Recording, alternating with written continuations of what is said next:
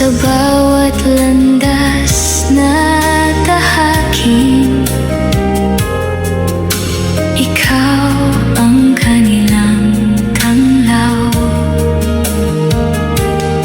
Sa pag-alis at pagbabalik, ikaw ang mag-iingat. Sa bawat hakbang at galaw, ikaw ang ilaw sa daan.